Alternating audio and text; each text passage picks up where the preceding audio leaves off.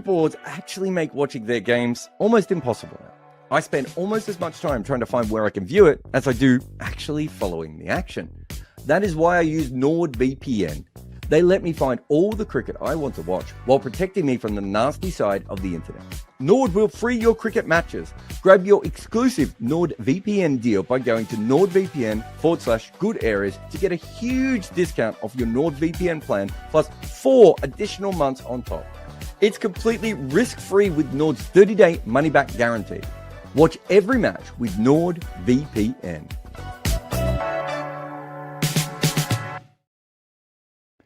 Welcome to Good Areas Live. Jarrod Kimber here for the Wagon Wheel podcast, the show where we answer your questions on cricket. If you're live on the YouTube, the best way to ask these questions is via the Super Chat. But the vast majority of the people go over and support us at Patreon, which is a Good Areas podcast for Patreon. You can find us all over there, and you can ask questions. You get access to Discord, everything else. This is still basically a fan-led community as much as it is helped by sponsors. So if you want to ask a question or you just want to help out, those are the best ways of doing it. Like Hertz has, who says, all news leaks about Saudi Slam, renewed Champions League, two-tier proposal, etc. died down in the last few months. Anything you can share around these that is going on in your cricket Illuminati circles? So it's very important to understand why they all came out at the same time, and also very important to understand why they've all gone quiet. These events, they don't actually, people in world cricket don't meet up all that often, right? You know, you're talking about people, it's not like, I don't know, something like football, right, where it's very, very European and they can meet up quite regularly. So they go off to these big events and we hear a bunch of stuff and then it all dies down. That's a very, very normal thing to have happen. I think there's still definitely Saudi Arabia will be involved in cricket one way or another going into the future. I don't think there's any doubt on that. What level that will be, I have no idea.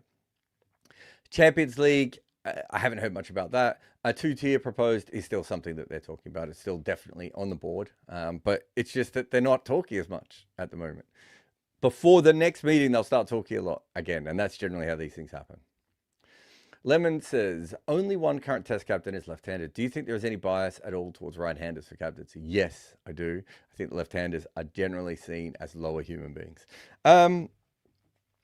No, it's probably dumb luck, right? I would say that traditionally you were more likely to be captain right-handed for two reasons. One, there were a lot more right-handers. And two, there was always a feeling that left-handers actually weren't as talented. And there's still an element of that, but there's so many left-handers in the game anymore. Like, it's far less likely to be the case than ever before. Also, teams are picking left-handers all the time, right? Like, as in, teams are going out of their way to pick left-handers. So even if your player is not quite as good, they might still play longer in their career because they're a left-hander, which makes them more likely to be captain. Is Ben Stokes actually a left-hander? Because he bats right arm. Bowls right arm, sorry. Anyway, food for thought. Cab says, what is it about Australian and English culture that means they have retained Test cricket as the dominant format while other countries have moved towards T20? Is it just down to the draw of the Ashes? I think it's probably ticket sales. I think you can charge, it's an older audience than T20. It's a more moneyed audience. They are more committed than T20 fans. And it's 5 days, right? It's 25 days. So I think it's largely to do with that. The other countries never had the ticket sales and certainly haven't for a very long time. So it's very hard for them to kind of monetize that. Whereas T20 is much more of a TV game, right? You want the crowd in, but the tickets aren't particularly expensive. They might get there one day, especially in the IPL, but the tickets aren't particularly expensive, right? IPL tickets are expensive by Indian standards, but certainly not, nothing compares to the sheer amount of money that you have to put in for an English game, right? Which is just ridiculous. I've been at like domestic games where they charge £20. It's like, that's more than what you get charged for a test match in Australia. So yeah, I think there's an element of that that plays a part as well. Maybe older societies. I don't know what the ages are. I know that India and Pakistan are both the average ages of a person in those countries is under 30. I would assume that's the case for quite a few other nations. I'm not sure about South Africa actually. I would guess that the places where the age limits are slightly older, so the average age is slightly older, might favour towards Test cricket as well. Certainly, I'm pretty sure in saying that Australia and England are both over 40, like low 40s maybe. I don't know about New Zealand actually, but so there's a possibility that plays a part as well. But yeah, them, also they always made money, those two places, right? A lot of the others did not. Josh says, for New Zealand to have the best possible chance of stealing a T20 World Cup title, do they need to commit to a more aggressive batting lineup, getting rid of Conway, Kane, and Mitchell? So Allen, Seifert, Robertson, Ravindra. I think if you look at the history, Josh, of New Zealand cricket, they're probably at their best when they've got a very strong bowling lineup. And if that's the case, you probably want some of the slow starters in there. I don't think they can carry all three of those players. I think Mitchell is probably a must because you can get a couple of sneaky overs out of him as well. Conway, I haven't been tracking his recent form, but I would be very form dependent for Conway, if that's the way I would look at it. And Kane, I probably just wouldn't pick for T20 cricket anymore for any league anywhere. Allen, Seifert, Robertson, even up to Ravindra, certainly the first three. It's very combustible when you're going up against Bumrah, Stark. I actually won't be Stark this time. Hazelwood, Rabada. Any team with Tashara, any team with a good new ball bowler, Shaheen, if he's back to his best. You've got a bunch of guys there that are not particularly rock solid, and generally in these big World Cups, you need, we've seen over the last couple of years, Ben Stokes, Virat Kohli. I'm trying to think of some of those, like just normal innings from top quality international players. They leave themselves really open to that because Ravindra is the only player in that lineup that is probably the player that I'm suggesting there. A little bit harsh on Phillips, perhaps, but probably not. Sashimi says, what is your opinion on Rohit and Virat for 2027? Two of the best ODI players of all time. One's in the top five, top four best ODI bats that's ever lived. The other one's probably in the top, 15 to 17, maybe even higher than that, but certainly in that list.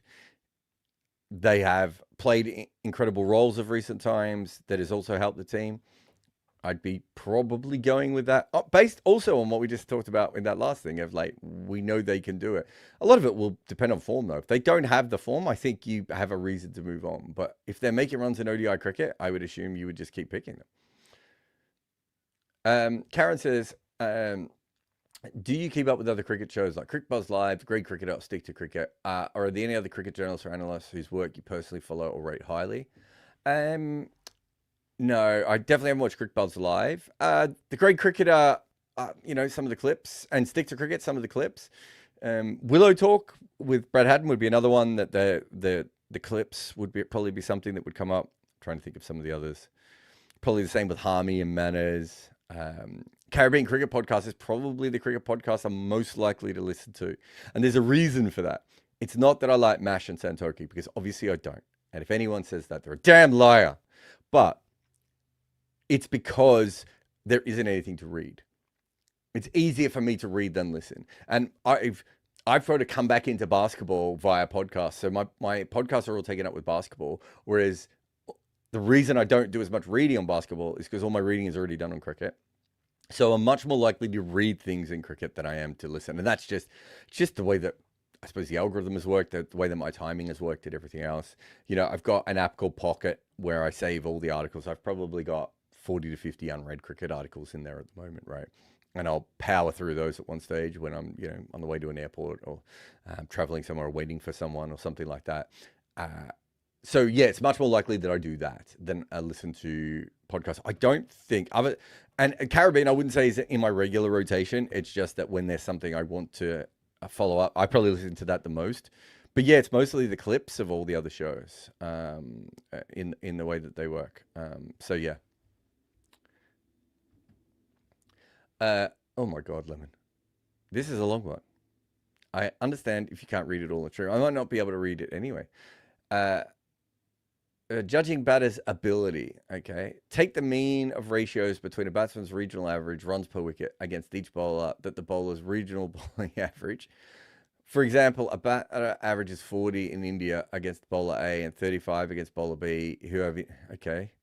Uh, that means that the runs scored against Jasper Bumrah at the SCG count for far more proportionally than runs scored against Craig Brathwaite on a flat pitch. Thanks for reading this. Hope it makes sense. Yes, there's just better ways of doing this. You can have a look at the record of players ball by ball against each individual bowler. I think we already do something that looks at what their average is when they're facing bowlers with a bowling average of over 40 over 30 compared to under 30. There's expected averages. There's match factors. There's just better ways of doing what you're trying to do here, I would have thought, with existing information. But yeah, that's what we should be searching for, is a better way to understand how good people are at cricket. Alex says, how big a loss is Cummins to the Ashes? Is Boland coming in actually better for Australia given his record versus England? So Boland got smashed by England the last time we played against them. Smashed out of the Ashes, right? Like, I think people have forgotten that. He really struggled with baseball. I still thought he bowled okay, but the luck went against him. But Australia lost a little bit of confidence in him, I think, based on the way that they were using him in that game. And I do believe people have slept on that. How Boland is going to handle people coming down the wicket to him is probably the big thing for him, if he can handle that. But the thing is that England turned a lot of cricket into white ball cricket, and Boland's not a particularly good white ball bowler. So when things are in his favour, I still expect him to be unplayable. But what's going to happen when people are charging down the wicket or lapping him over their head and everything else? I think that is quite tricky. But no, they are not a better side with Boland in than Cummins. Cummins also gives some batting. Plus, it destabilizes them, in a leadership captaincy strategic. So, no, they're a much better side with Cummins in the side than Boland. I still think that if Cummins doesn't play at all, I'm happy to go back to England being a slight favourite again. I think you only need one other injury to one of the other three seamers at that point, and Australia's drop-off makes them much more similar to England. A lot of this is just going to be if England can make runs, right? If they can work out how to make runs on the kinds of wickets against these kinds of bowlers, they have a very good chance of winning the series. And if they don't, they don't. That kind of works with or without Cummins, because a lot of this is the ball and the pitches as well. Hurt says, if you had to build a T20 squad using the following blocks, each block coming exclusively from a nation, and no nation can be used twice, which one do you assign to each block? 6 specialist batters. I suppose you just go with India. That's pretty easy. If you're looking for 3 spinners and you can't use India, you would use Sri Lanka. If you're looking for 4 pacers, it's T20 cricket, isn't it? I want to say South Africa. Yeah, I think South Africa's right there. Are you looking for all-rounders? Who's got all-rounders? It's probably Narayan and Russell, right? I don't know if that counts for you. It's probably Narayan and Russell. Who else has... David Visa? No. Yeah, it probably is Ryan Russell, if that's what you're going for there. I'm trying to think of any other teams that would have 2. Or what else would you be looking at? I've already used South Africa anyway. Pakistan don't really have anyone that I want necessarily. Bangladesh. Omazai, and do we count Rashid Khan as an all-rounder in that sort of situation? Or Muhammad Nabi? Omazai, Muhammad Nabi, or Narayan and Russell, just depending on how you feel about these things. Coach and support staff, including analysts. Who's the best coach and support staff left? Probably New Zealand or England. Probably England. Yeah, I think, because New Zealand's just in the middle of changing, aren't they? So probably New Zealand. Probably England on that one. Yeah, sure. Why not? Pav says, given how many matches Kane is missing for New Zealand, do you think he's looking to move on from the side? Would New Zealand look to go in the 2026 World T20 without him? It's a possibility. I don't think he's looking at moving on from the side. I think he's an older cricketer who realizes that he's got to make money New Zealand cricketer is not going to make a fortune after he retires, right? He's not a gregarious person. I know he's looking at a career in media, and it'd be really interesting, because he's so smart, it'd be really interesting to see how that goes over. But it's not unnatural that he's going to be good at it. I'm sure he's got other business interests. I can't think of any off the top of my head, but I've got a feeling that he's been involved in some other things. So I just think he's taking the money while the money's on offer, which is a perfectly reasonable thing to do. And that's where the money is at the moment. But yeah, I think regardless of that, New Zealand, even if he was playing, I think New Zealand would be looking at perhaps not playing in the T20 World Cup without him, because he's just not very good at that format of cricket anymore. And you can argue ever, but certainly the way it's played now. Ali says, we often hear about how Pakistani players don't justify their talent. Is that specifically a Pakistani issue? Also, which Pakistani players performed on the field better than their talent suggested? Shah Masood. Shoaib Malik probably as well. It's not a specifically Pakistani issue. You can be from any country on earth and have that. The issue in Pakistan is that the way that they look at talent is wrong. It's already flawed, because they're looking for a magical person who will come in and be perfect and just be wonderful, and that they'll be able to, use for the next 15 years. And that's not how the vast majority, like if you look at the way a Premier League football team is put up, or a baseball team, right? And you look at the way that they're structured, they are structured around the fact that they're only going to be able to have maybe 2, 3, 4 incredible players at any one time. And there's going to be a bunch of role players. And maybe that player won't be good until they're 25, 26. Or maybe they'll be good at 22 to 25, if, depending on the kind of skill set they have. That's how they understand talent. And so they're trying to get players to be ready when they need those spots, or to trade for them, or everything else. Well, Pakistan is literally like, oh, this guy bowls at 90 miles an hour, let's pick him. Oh, now he's bowling at 87 miles an hour, let's never pick him again. Well, that doesn't make any sense, right? There are plenty of bowlers who've slowed down, who've got better, right? And also, no bowler's going to bowl at 90 miles an hour for him. Well, this guy, used to hit sixes for all the time, and now he's not. Well, he could just be in a funk. It could be a technical thing. So there's huge things there, but there's also the whole development of Pakistani cricket. It's not about developing professional players. It's about looking for a diamond all the time. And if, maybe diamond's the wrong word, because diamonds aren't actually that scarce, but they're looking for a bit of magic, when actually the best thing to do is to put everyone in a professional environment, make sure everyone can field, make sure everyone can run between wickets, make sure everyone understands what diet they need to do, how to look after their body, how to look after their mind and everything else. And then when you do that over a period of 8, 10, 12, 14 years, you hope that the magic players will actually pick that up, right? And sometimes they don't. You could argue that Shane Warne maybe didn't, but Glenn McGrath and Ricky Ponting and Adam Gilchrist did, right? And so at any one stage, if you can make a Glenn McGrath better and, more automatic and professional and everything else, isn't that the job? Whereas at the moment, Pakistan is still stuck in this thing of like, we need to find the next big thing, not understanding that actually that's not what you need to do. You need to completely change the entire structure of how you plan and think about cricket, to make sure that every single player has the ability to be, at least get to the best of their game, and even exceed it in some cases. And I think we'd have to all be pretty honest here and say that Pakistan is certainly not doing that, and has not been doing that for, a good little while now. So that's where they are at the moment. Ross Taylor couldn't see at night or when the clouds were in. Eventually he had to see an eye specialist who would fix his eyesight.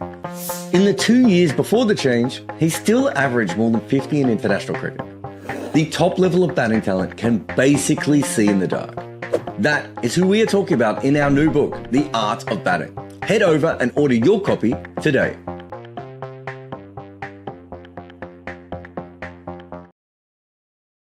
Mob says, I'm on holiday watching baseball and AFL highlights, and the silly uniforms appear functional at sliding and jumping or whatever.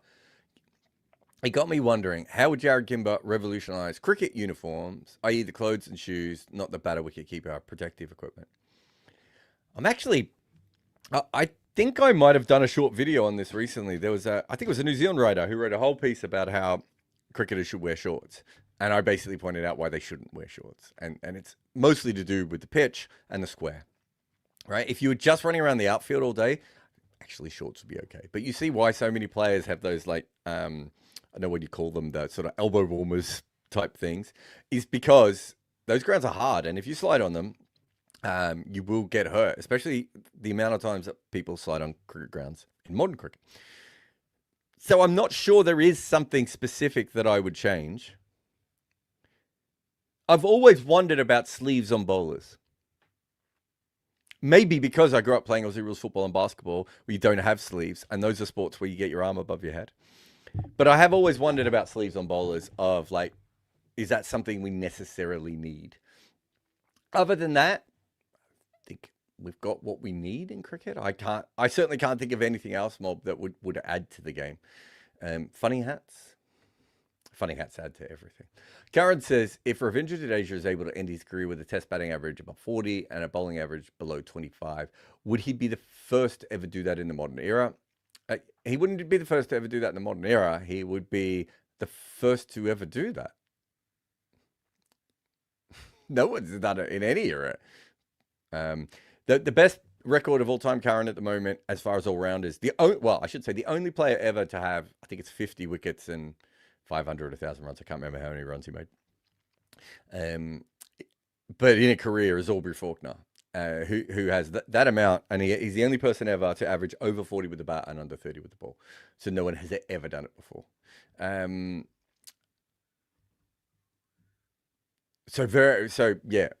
Instantly very, very different.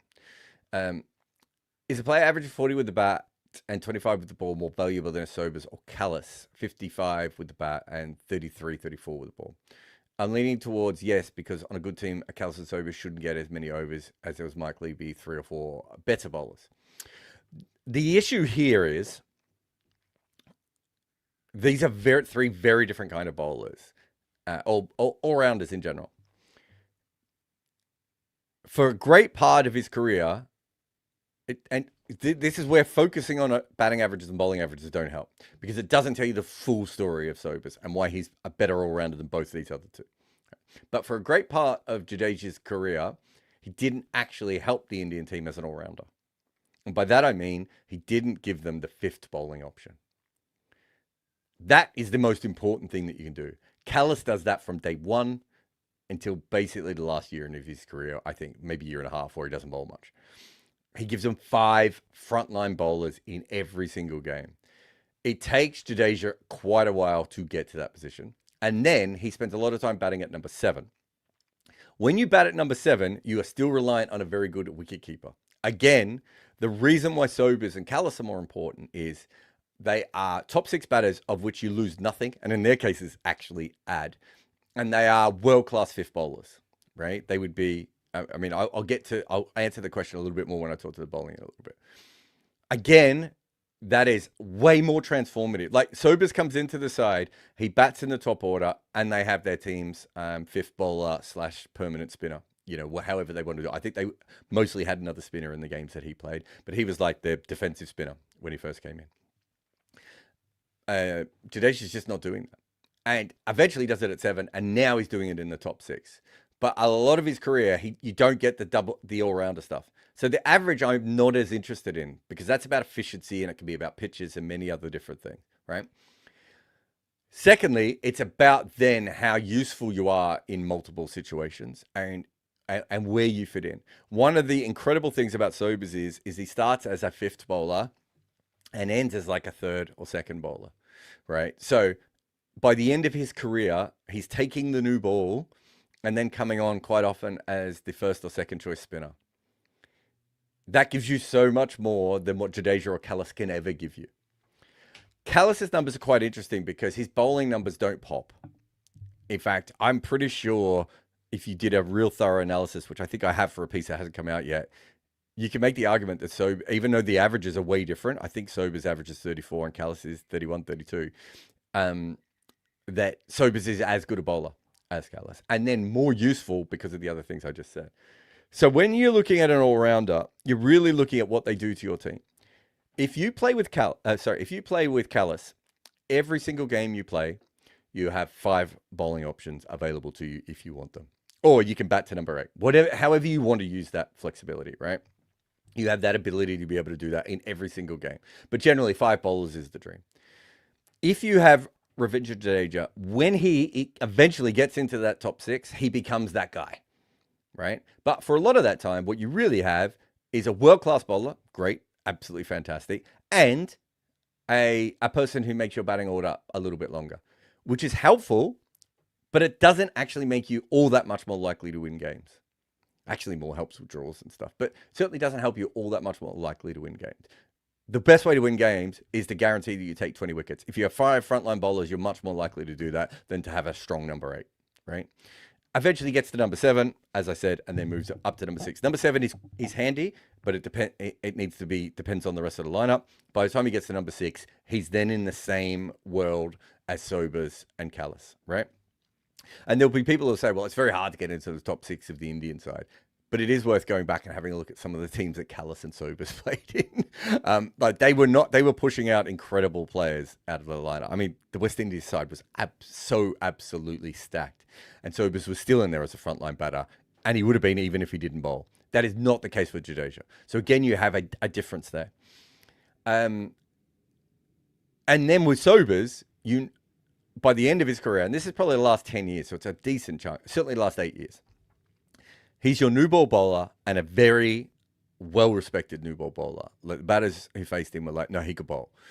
And he was your backup spinner. So it means that in any side, you actually have, if you have Sobers, you actually have 6 bowlers available to you. Not 5. Or at least 5.5. So the extra ability there. Your overall question is more interesting. Because if Jadeja had batted his whole career at 6, and had a bowling average of 25, I think you could make a claim that that might be more useful than the sort of Callis Sobers. I think I'd be more interested in, if I knew someone could average 40 with the bat and 25 with the ball, I'd be more interested in picking them than I would someone who averages 55 with the bat and 33, 34 with the ball. If that's your overall question. But if you're asking directly about these players, Sobers is the GOAT for so many different reasons. And one of them is the extra options he gives you.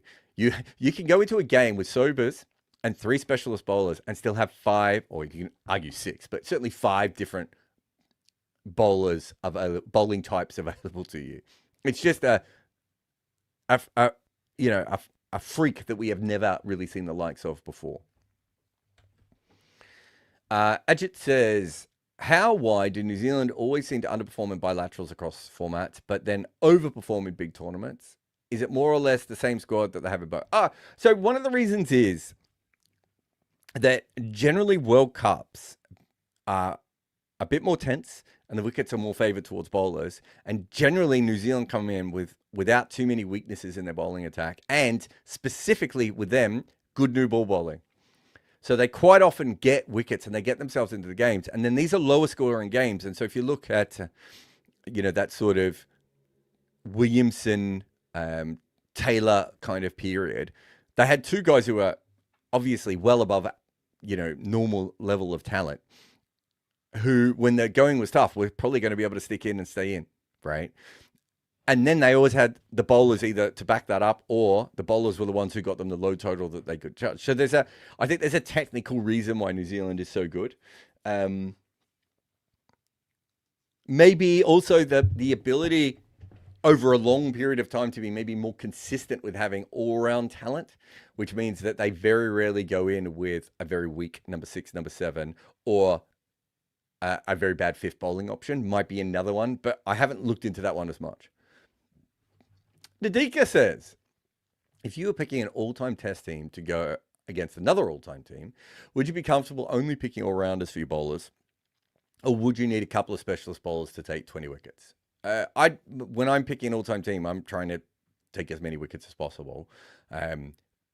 You can quite easily, though, pick Miller, Imran, Sobers, Jadeja, Shakib, Faulkner, and be like, we've got fast bowling, we've got reverse swing, we've got everything that Sobers does, not conventional swing. So we've got speed, we've got accuracy, we've got skill, we've got 3 different spinners. And that's probably going to take 20 wickets. I think if I'm going into an all-time draft, I'm probably, and I don't know if I've done one. I must have at some stage. I'm probably going to pick Sobers or Imran near the top, right? I probably pick Bradman, Imran, Sobers. Once I've done that, I kind of figure I've got enough of whatever. Like once I've got one of Sobers or Imran, I'm in a position where I'm like, well, I'm gonna take 20 wickets, and I've also got extra batting, right? So I've got a flexibility with my side at that point to go in either direction when I'm picking the rest of the side. I don't think picking 11 all rounders is specifically going to help me. There aren't that many all rounders who can open the batting, for instance, and you're still going to want Muley or Warne or McGrath or Bumrah, right, or Garner, or Marshall, whoever that person is staying. I still think you want a couple of those guys in there, but you can also play around the edges, right, where Wasem Akram's a very good person to do that with. Keith Miller is another really good person to do that with. Sean Pollock is another good person to do that. You're not really losing a lot on either side. With Wasim Akram, you still got him as one of the greatest bowlers of all time, but he stacks your batting if you need to stack a little bit more batting in there. Keith Miller is a fantastic bowler and can bat it, number 5 or number 6 without too many issues. Certainly be a great number. Would have been a great number 7 if Australia had ever used him in that role as well. So I think that's the way I would go about something like that. I think they did won the rest of the Crick Picks team, but I don't think I was on that episode. So I'm sure we'll get to it one day. I might do one against Robbie and get Varun on to be the master. I once made a pair in a club game, which is almost impossible to do. But I've been obsessed with batting my entire life. And so I put that into my new book, The Art of Batting. Being that I'm not very good at that skill, I decided to talk to other people who were. So I hit up as many contacts as I could just to talk about batting. Rahul Dravid, Brian Lara, A.B. de Villiers, Kumar Sangakkara, Ross Taylor, Susie Bates, Nasser Hussain, Ian Chappell, and so many, many, many more. I wanted batters to talk about how they and their friends made runs, because that is the art of batting. Reese says, have you ever looked into Titch Freeman's ridiculous run in county cricket? I get there are a lot of counting stat elements to his career, but that's a hell of a lot of wickets, especially compared to everyone else at that time. Yeah, for those who don't know, does he have the most first-class wickets? Who has the most first-class wickets in cricket? It's him. It's either he's 1 or 2, isn't he? And I always forget which player. Why does that not come up? Who is the most first-class? Is what I wrote. All right, try that again. Wickets in cricket. Howstat must have it. Is it Howstat? Cricket Post got it as well. And the association. Yeah. So Rhodes has 4,204 wickets. And Titch Freeman has 3,776 wickets. I've looked at this before. It's a good one. It's on Crick Info. And I think the Association of Cricket Stats has theirs as well. So you'll be able to find it by Googling it. I'm pretty sure the only player who has played in the 2000s in the top, I don't know if this is 50 or 100. Or did he play in the 2000s? I'd say the only player, and I'm pushing modern here quite a lot, the only player that some people watching this, 2001. So there's one player to have played, to be in the top, let's say 50 first-class wickets list, who has played after the year 2000. It's a good quiz question if you ever want to bring it up for Uber Cricket One nerds. But that's Courtney Walsh. So Courtney Walsh, who now I can't find, I just found his name and I've lost it again. Courtney Walsh had 1,807 wickets at 21.7. Oh dear. And that's it of modern players. There's a couple of other players not too far off his era. Bisham Beatty is there. Malcolm Marshall, I think, is another one. So there's a couple just around, that period before Courtney Walsh. I'm just trying to see if there's any others. John Embry, he's another guy who did that. Intercub alums, but I suppose a little bit earlier there. But yeah, just a ridiculous amount of wickets. Titch Freeman was a brilliant bowler, but it didn't seem that they were that interested in him in Test cricket. He plays 12 tests and takes 66 wickets at 25. It could just have been era. They did have a lot of other good finger spinners at that time, England. I'd have to go back and do a deeper dive to see exactly what the situation was. So he plays from 1920 to 1930. I mean, everything I've ever seen suggests he should have played more games, but I'm not an expert on why. But it is one of the more remarkable records that you will ever see. I mean, just the sheer amount of wickets, and then to have that average as well. I think everyone thought he was a level below Clary Grimmett, but of course, Clary Grimmett was the greatest bowler in the world. So you're supposed to be that. Ian says, where should the 100 stats go? I think on Cricket Info they're going under T20, but that doesn't seem right. You don't bowl 10 balls straight in T20. Yeah, I believe the Association of Cricket Stats and historians that we were just talking about a millisecond ago, I believe they decided it was going to go into T20 and everyone kind of followed suit with them. I don't think they should be there, but I also understand that we're getting to a dangerous point in cricket where we're going to have Test, ODI, T20, 100, T10. Like, I understand that is also very, very hard to deal with. You know, we've been working on a stats project for a while of hopefully getting, you know, an advanced stats page up. Like, that will be a pain in the butt. And these things are often pains in the butt. I generally filter out the 100 when I'm looking at stuff, unless I'm looking at the 100 specifically. And that's kind of what people do anyway. I think more often than not. I think Cricinfo's got individual stats for the 100 on the players' homepage now, like all the different leagues. I can't remember if CricBuzz, but CricBuzz have something like that, I think, as well. So, you know, yeah, it's not perfect. Rohit says, when a top order player with keeping experience, Carroll, Duckett, Rickelton, etc., gets out cheaply and the designated keeper, usually batting at 6 or 7, has a long innings, why can't the top order player keep wickets for a few overs at the beginning of the innings? Is the risk too high? It's a fascinating one. Shield Berry pointed this out years ago, that when England were going into games with like 2 and 3 wicket keepers, that wouldn't, and we know that wicket keepers average fewer runs towards the end of games. Like, they have a bigger drop off than specialist batters. Wouldn't it make sense to do that? And also, wouldn't you have a wicket keeper who's better against seam bowling? And, well, I should say, wouldn't it be possible that you had a wicket keeper that was better or the same against seam bowling as the other guy, and then there was the other guy's good against spin, and so you can use one when you're going to use more pace and one when you're going to use more spin? We've got all these wicket keepers in games and we don't use it that way. I think some of it is about preparation, Rohit. I do think that is a part of it. So I think I can understand why that might not be the case. But if everyone's going to be a wicket keeper in the future, shouldn't you use the wicket keeping talent more efficiently, right? So that can also be in T20 cricket. I would probably be interested in sides having a look at that going ahead, and to see how it goes. I don't think it's close, but you never know. PJ says, Joe Angel, Sean Young, Simon Cook, Gavin Robertson, Paul Wilson, Matthew Nicholson, Scott Muller. These were amongst the almost forgotten players lucky enough to get a couple of games for the Australian team during their peak period. As a kid, I remember I had this old Wagon magazine with Joe Angel on the front, that said he was going to be the next big thing. So I've always remembered his name. Also a cool name for a rock star. My memory of Joe Angel is that when he played the Test match, and I could be wrong on this, but I think they played him at the Wacker and they wanted him to be like an enforcer. And I remember listening to this game on the radio. I don't even know if I watched it. I was quite young. He played 4 Test matches. Yeah, and I think I reckon he plays against the West Indies. Yeah, 1993. Where's this Test match?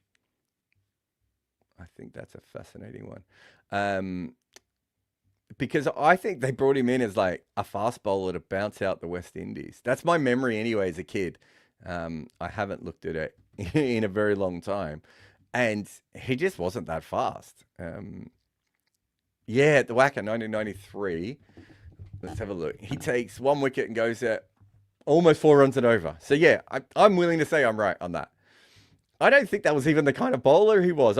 He was a bit loose. Him and Carl Rackerman were quite similar, slightly different eras, but sort of a little bit loose, but quite strong and big, and would hit the spot, but their actions weren't like textbook or anything. But yeah, I don't think he was ever going to be the next big thing. Sean Young, my memory of Sean Young was he got a test for Australia because he was playing club cricket in the time and they had an injury. Simon Cook should have been a better bowler and had a lot of injuries. Gavin Robertson was just the best finger spinner available at the time.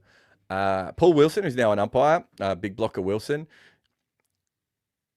I thought he was a good bowler, but it just maybe I think he would have been a really good player in the sort of one day T20 era that we have now. But I don't know if his record would back that up. But just because of the kind of bowler he is now, he'd bowl that big heavy ball because he was so freaking huge. Um, or, but I never thought anyone believed he was going to be a star.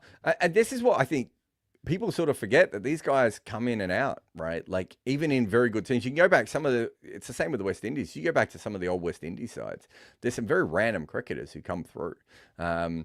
Nicholson was probably someone who wasn't quite ready. And again, a bit like Simon Cook, maybe just didn't come on the way they assumed. Scott Muller, I don't know. That was obviously the famous one. But if you go back through great sides, I think you'd be shocked at how many sort of random names pop up, you know. Like how many games did Stuart Binney play for India, right? I'm trying to think of some other. Yeah, there's some, Nicky Boye played quite a lot for South Africa. There are some players who sort of come into those sides, even when those sides are really good. That, you're trying to work out. Some of those players were project players as well. Of like Simon Cook and Matthew Nicholson are players where they're like, well, these could work. And Paul Wilson was massive. Like you can understand why they took some flyers on some of those guys. Mob says there's been a heap of chatter about a New Zealand team joining the BBL, despite the lack of equity offered, and despite the negative effects that other sport amalgamations have had on developing domestic New Zealand athletes. What are your thoughts on this? I don't know as much about the domestic New Zealand athletes part of it, but I would think that New Zealand cricket is a lot stronger than league basketball and soccer in New Zealand by a long way. The little I know, I don't know as much about league or soccer, but I certainly know about basketball. And I would say that the development of that is very, very different. So you've got a better structure to do that with. I think they should have two sides in the BBL, and I think a north side and a south side, and I think they should be given equity. I don't think the Super Smash is really. You keep running the Super Smash, but I think the Big Bash is where I would be putting myself in. But if you don't get equity, fair to say no, they shouldn't be involved, right? Like, go away. But yeah, if you think about it, Mob, then what you can do is you can filter in the players you want to those teams, which means that they can be on a high level of development. Right, and they still have the Super Smash to come back to, so it's not as if they go into a wasteland. It's like, I know the Big Bash it's just a better league than Super Smash, right? It's just and if I'm running New Zealand cricket, it's almost like having an A setup, but without having to spend a lot of money on it, right? Because you should be making money back from the league. So that's the way I would look at it. Also, what's interesting there is, if they do get one or two sides into the Big Bash, what happens with when the IPL owners come calling? Fascinating. Sinoy says, the rebuttal for two-tier test I often hear is that lower teams just won't play. However, if we have a 5-5 split and we take last cycle's test championship table, England would be in the second tier, then that would force England to play. And we're not going to have 5-5. There's no way the top teams are going to agree to that. Zimbabwe's playing a shitload of cricket at the moment, and they can't even get elevated. So it's just nonsense to say that they wouldn't play. If it's done correctly with a TV deal, there will be money for them to play. So again, that's not a realistic argument. And they are playing, and all those teams want to play more already. So it just doesn't make any sense. It doesn't really make it for me. Sashimi says, is Jaiswal the greatest Indian left-hander already? So is this one on the rounds on Twitter, didn't it? Because someone put up a message saying that Jaiswal was already better than Ganguly. Who's third on that list? Shikhar Dhawan? Trying to think of some of the older players. They just never made any left-handers, did they? Which is one of the more fascinating things in the history of cricket. There's a whole chapter on that. In Nathan Lehman and Ben Jones's book, Hitting Against the Spin, which is fascinating. For some reason, it's not letting me bring up. I think if you're looking at someone's career and you just stop them now, then obviously you would pick Sourav Ganguly's career just because it's longer, right? Like, he's probably a slightly better than replacement test batter. Let's have a look. What was the average? Yeah, 42. He's a slightly better than replacement test batter with specific skills that are really handy. Um, forget the bowling and the captaincy, although those obviously as well. But the way he played spin and everything else. So yeah, I think you probably take 113 test matches at 42 over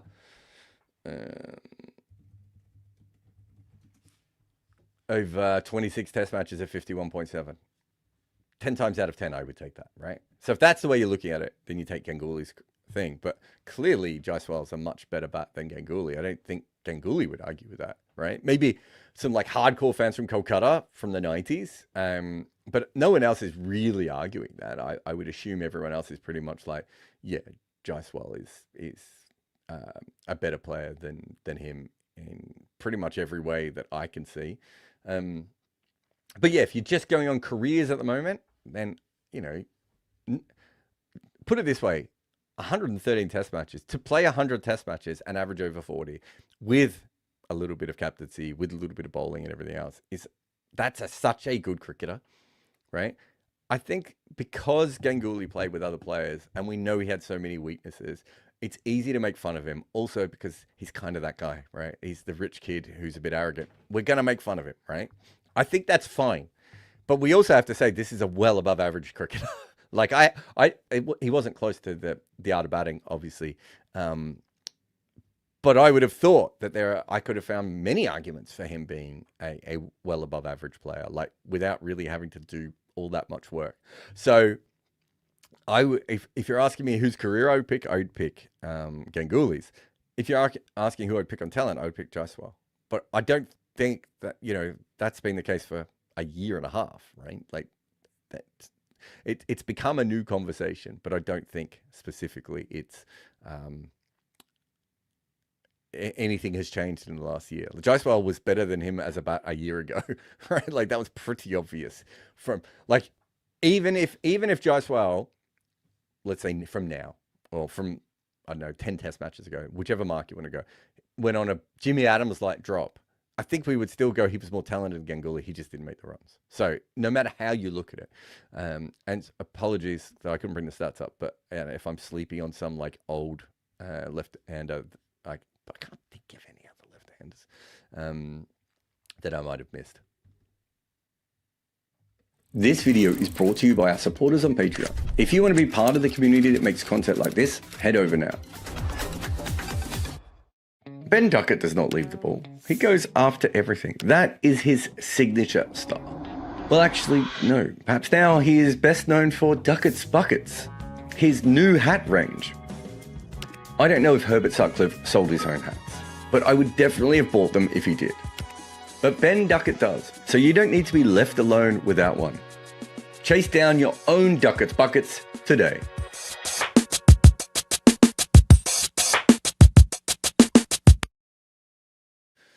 Karen says, I've always been fascinated by Kevin Peterson's career arc. One of the most gifted batters for his era, yet someone who seemed to fall out of favour with the system. In hindsight, what exactly went wrong between Peterson and the England setup?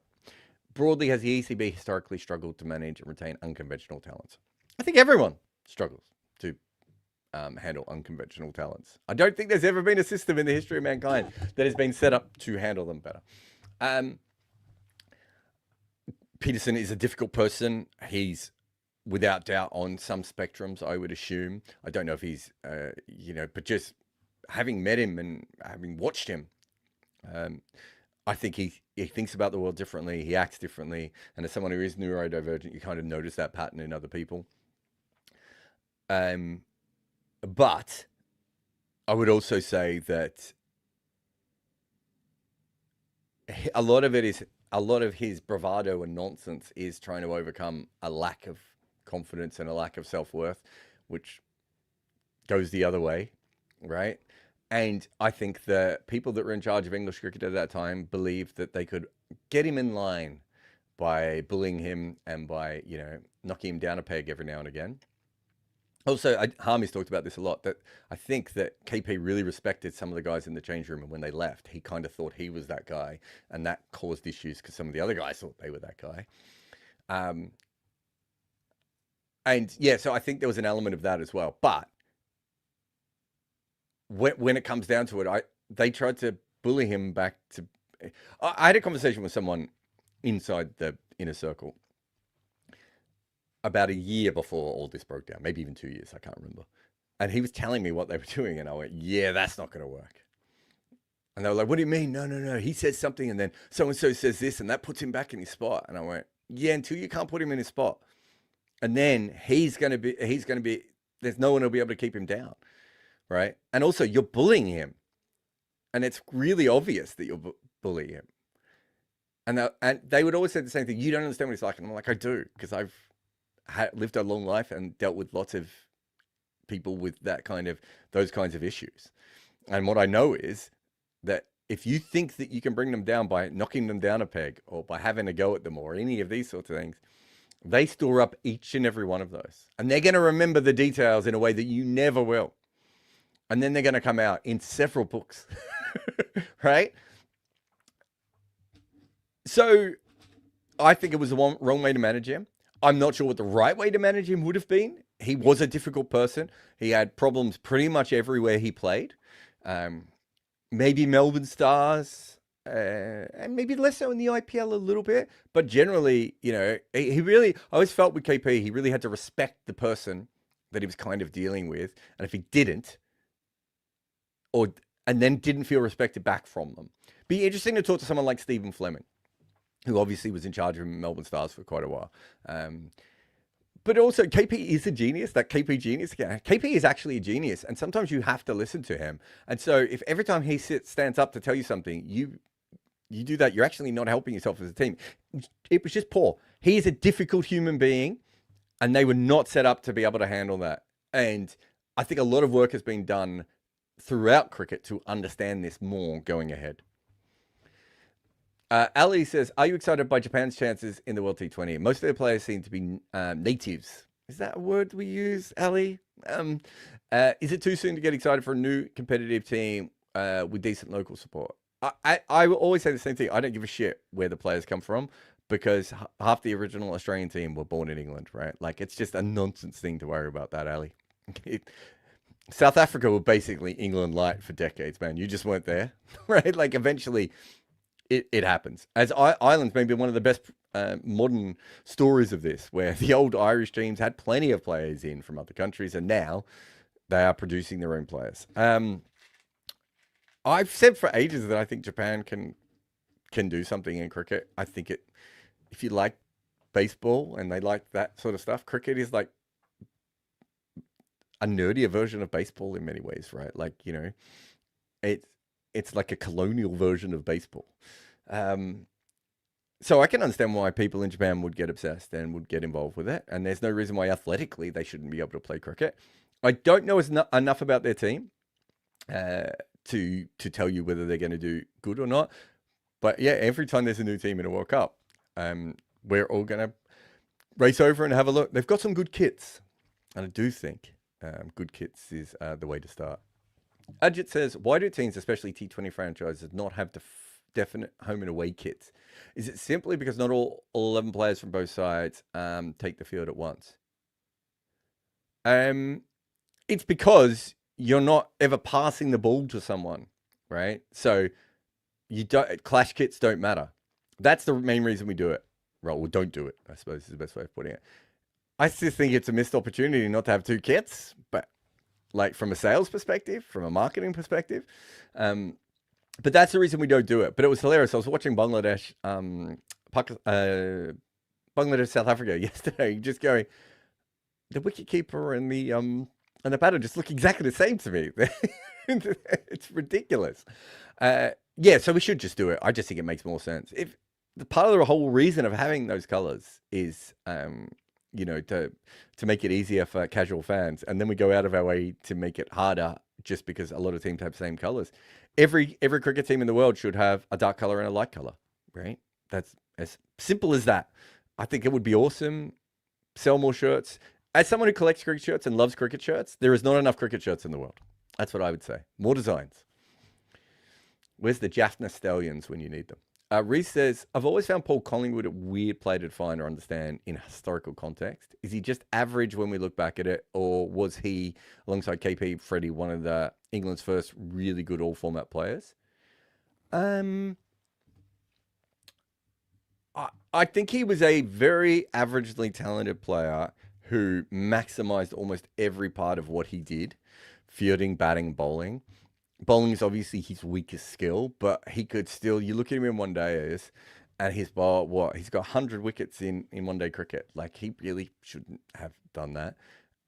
And I think a lot of it was, it's funny because he's not known as a professional person off the field, but on the field, it just felt like he was the sort of person who went out of his way to maximize each individual thing. He was, I will say this, if he had any elite skill, he was an elite athlete at a time when England didn't really create elite athletes, right, in cricket. And he stood out from that perspective. I think he was probably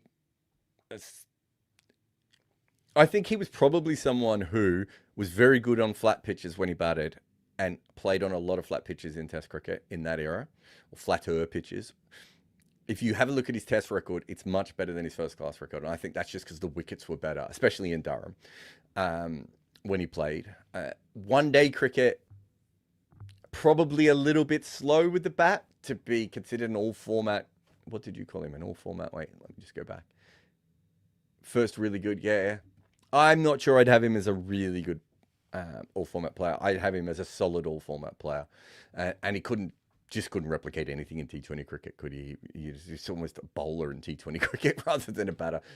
Kind of bizarre career for him when it came to that. But I think he was definitely a very good player and a very good professional. And I always use him as the sort of the default of like, that's your kind of your arch role player, right? Like, just does a lot of things right, and you can always rely on them with bat, with ball, or in the field. PJ says, Dom Bess, has he been leached and Bashired? Will he ever play for England again? They don't create a lot of spinners, so there's always a chance to play for England again. Was he leash or Bashired? He was Bashired. They knew he wasn't that good technically. They thought there was something about him. That was honestly the sort of chat they would say when I would be like, but I'm not sure he's mechanically sound. I'm not sure he can bowl a decent, repeatable off spinner. They really liked the kind of kid he was, and I always heard good stories. I don't think I've ever met Dom Bess, but I've always heard good stories about, confident guy, not in a bad way, but like believed in himself, had a little bit about him, believed he should be playing on that level. Not everyone does believe that, especially young finger spinners from non-Asian countries are not always that confident. Could bat a little bit, I think, was also the other part of it. I think they always knew that he wasn't going to be a specialist full-time bowler in international cricket. But a lot of it's how do you continue to develop those guys, right? Like, he doesn't always get the opportunities. He sort of, has bounced around. What are we up to? 3 county sides. Yeah, I want to say 3 county sides at this point. He's not always a first 11 player, I believe. I hope I'm right in saying that, but certainly he's more of I would have thought a fringe first. Maybe fringe is wrong. I think that there's always possibility. He's 26 now, 28 now. He's the sort of player, maybe like a young Gareth Batty, who just later on in his career works out how to bowl and maybe gets slightly better technically and comes back as a better player. Because I do think there is something about him as a professional. The fact that he hasn't like disappeared and he's still taking wickets in his domestic career, I think is a very, very good sign for the sort of person and the sort of player and professional he is. He's just not that good at bowling off spin, and he never was that good at bowling off spin. And sadly, he took wickets early that made him look like he was better, which means he's remembered worse when actually they knew he wasn't that good in the first place. That, it was a Bashir type situation, and he doesn't quite have his best ball is nowhere near as good as Bashir or Moeen Ali's, and he doesn't have the consistency of Jack Leach, and he can't bat like Moeen Ali. So he's kind of stuck in this Let me just quickly look at his batting average in first-class cricket. He averages 25 in first-class cricket. That's like a handy number 9. Maybe you could stretch that to number 8. No, you probably should be able to bat about a normal number 8 level in Test cricket, which is good. Take that. But it's not enough with your bowling. So, look, I think people are going to look back at his record and be like, why didn't he play more? But, he took that ridiculous, I want to say 5-wicket haul against Sri Lanka, which was the stupidest 5-wicket haul I've ever seen. Let me just think. There was Michael Clarke. I think Tom Bess is right up there. It was a remarkably weird one. All right, let's just finish up here with a couple of super chats, and then we'll all head into the sunset. Let's call it that. Andy says, have your views on Brevis evolved over the last couple of years? What are his strengths and weaknesses and upside? No, I just thought he wasn't ready, and everyone was saying he was ready. So I don't think anything I've ever... you'd have to go back and check, Andy, so I might be slightly misremembering this. But he just wasn't ready. I just didn't think he was developed enough. I don't think he played enough cricket. I don't think he understood his own game. I think Tristan Stubbs was the one I was lower on. I think with Stubbs, I was a bit like, I don't know. I see some good things and I see some bad things. I think with Brevis, I always went, he can smash the ball. He's got a good technique. He's a pretty good athlete. Like, there's a lot of pluses with him. But it just wasn't, it just was clear he went to the IPL way too early. He just wasn't anywhere near ready. You compare him to Lujan Pretoria, where I look at Lujan Pretoria and I'm like, I can see him as a player who you could have a go on in the IPL, and because he has enough batting smarts, he'll be able to work it out for a little while, even if he doesn't start. But I just thought with Del Brevis, he just hadn't even played enough first-class cricket. He just looked like someone who hadn't played enough. But yeah, no, his ball striking is ridiculous. His ability to commit to a method, I think, is really, really good, and I like that. I just think he's a huge talent. Jack says, I've always assumed the biggest challenge for the Australian women would be they'd eventually get tired of winning, but they seem to be immune to winning fatigue as well. Is winning fatigue not a thing? I don't think it's a thing. I always thought I think we all believed that once the WPL came in, once Women's 100 came in, once women started playing franchise cricket around the world, they would professionalize and catch up to the Australian team. We just expected that to happen. It has not happened. Maybe it's still too early. Maybe we're 2 or 3 years away from it. But it's not happened, right? Like, we all know it hasn't happened. They've got Jess Johnson is not here. Like, they've got fantastic fast bowling options that are not available. They've got specialists that they could use that are not here. There's so much talent that is not in this side, and look at them. They're ridiculous. I just did a podcast with Robbie. It's just like, when do you see a team with this kind of depth? It's just not something that you see all that often. Andy says, are India the best T20 batting side? Australia have better role definition, more power and fewer weaknesses. India's edge is a modern batting lineup with Bumrah and the spinners. I'm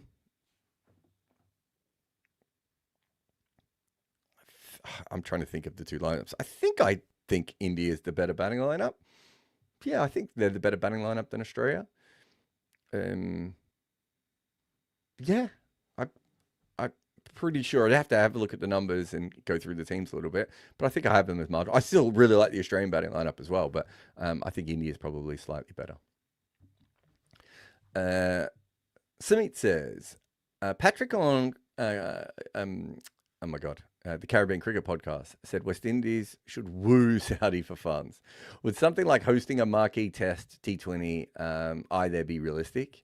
And with the West Indies batting struggles, why not follow New Zealand and flatten domestic pitches and grow batters? Yeah, the second one, I've said it 1,000 times to me. So many times I've said it. I would start there more than anything else. The Saudi thing's interesting. There is a bit of money that's come into West Indies cricket before via China, right? So in some ways, they have already gone down this path. A lot of the stadiums are built by China. And Taiwan? Certainly China. There's one that's not China that might be another Asian country as well. So yeah, there is an element of they've done that before, and the stadiums. I mean, don't get me wrong. Uh, the Grenada Stadium. I'm trying to think of some of the others that were built um, with that money. Like, it's good to have a better stadium, but I wonder how many millions went into those stadiums when actually maybe you could have gone into developing cricket at the lower level, which would have been better. Yeah, would the money still have been given to them for that? I don't know, and maybe not. Right? Like, I don't know how these things work, but yeah, there's definitely an element of fix the pitches so that people can bat. Like, I'm just going to keep saying it. Right across the Caribbean, from club cricket all the way up, pitches need to be better. Honestly, I'm at this stage where I'm like, if you replaced all Caribbean pitches with synthetic wickets, I honestly think there would be an uptick in batting in Test cricket and probably all cricket in the Caribbean. Hassan says more than 70% of Bubba's dismissals in the last 4 years are balls coming in. Has he changed his stance, or does it look like a lack of error or judgment? Hassan, we've done a whole piece on this. Essentially, what was happening is when he was batting really well, he was occasionally nicking off, sort of back of the length, just outside off stump, because his front foot, his left foot, was on leg stump. And because it takes you a little bit longer to get to those balls outside off stump, he was a little bit late to them and he was nicking off. So what he did is he moved himself to be more square on. So his front shoulder, instead of facing mid on or the non-striker, is now facing the umpire. And he moved across the stumps, which means that now when you bowl at the stumps, he's kind of locking himself off. That is what happened. We've done a video on it. It's been talked about quite a bit, that video. It was shared with him and other people and involved with them. They're all aware of it. I think they're now just like, how do we actually fix this issue? Because he probably doesn't feel comfortable going back to the old method, and the new method's not particularly working either. And that's the issue sometimes when you have these problems. Anurag says, what do India want to achieve with Nitesh Kumar Reddy in Test? He averages 24 in first class with the bat and like 30 with the ball, bowling mid 120s. He's tall either. I don't see how he can ever justify his place. He's obviously a better bat than 24 first class batting average. They want him to average 35 to 37 with the bat in Test cricket.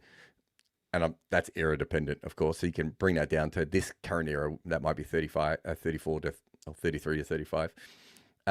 Where he's not a negative with the bat, and they want his bowling to develop to the point where he can take wickets. I'm not too worried about the 120 kilometers an hour. If he becomes Colin de Grandhomme, right? So what's Colin de Grandhomme's numbers? I feel like this has been a very me Googling things. Colin de Grandhomme, in Test cricket, he averages 38 with the bat. That's actually really good, by the way, especially batting at number 7. Oh. And he averages 33 with the ball. Okay, so let's make that slightly more. We'll change the shape of that, and we'll make it 33 with the bat and 31 with the ball. 30 with the ball. That's a really good player. How many overs he can bowl, whether he's going to be fast enough, whether he can bowl in all places, can he bowl in India? All valid questions, Anurag. But if you're asking what they want to achieve with him, that's what they want to achieve. Now, that's the A-tier level of Nitesh Kumar Reddy. That's a good cricketer. That's Shane Watson, right? Slightly more on the... Yeah, no, it's a Shane Watson. That's fine. The S-tier level of that cricketer is that he's talented enough to average 40 with the bat and average 28 with the ball, right? So what's that?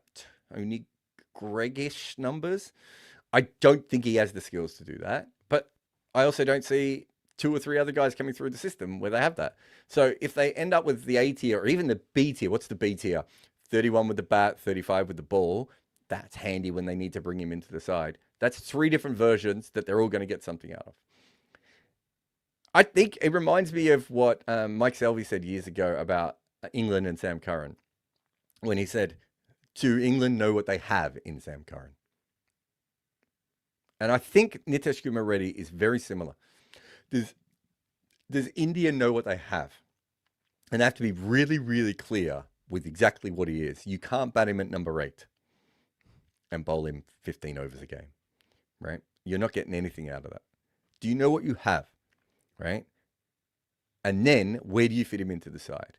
And if that's the case, they have to be realistic. I don't think him, Jadeja, Washington Sundar need to be in the same side as each other. I don't know what you have. You've got a guy at 6 and a guy at 7 there who are both better, probably at this stage, better at batting than he is. So you don't need him, right? But when you don't have Washington in the side, he comes in at number 7. Then you know what you have, right? Know exactly what you want to use him for. And I would say that to all people and all teams and everyone across all the lands. That's Jarrod Kimber here on the Good Areas Live. We've just done a video on Elise Perry, which I'm really, really proud of. I think it's a really interesting piece. Sometimes it's really hard to do the big features on the people that everyone have covered a million times before, but I thought there was something that really needed to be spoken about when it comes to Elise Perry and her career and everything else. And hopefully we've done that. So head over to the main page and do that. We've got some Nat Brunt content. We've got some Rohit, the ODI batter content coming up. There's some things. There's always some things. There's lots of things. This is a things place. Good Areas of things place. Like, subscribe, Patreon, do all those things. See you next time. Cricket boards actually make watching their games almost impossible now. I spend almost as much time trying to find where I can view it as I do actually following the action. That is why I use NordVPN. They let me find all the cricket I want to watch while protecting me from the nasty side of the internet. Nord will free your cricket matches. Grab your exclusive NordVPN deal by going to nordvpn.com/good areas to get a huge discount off your NordVPN plan plus 4 additional months on top. It's completely risk-free with Nord's 30-day money-back guarantee. Watch every match with NordVPN.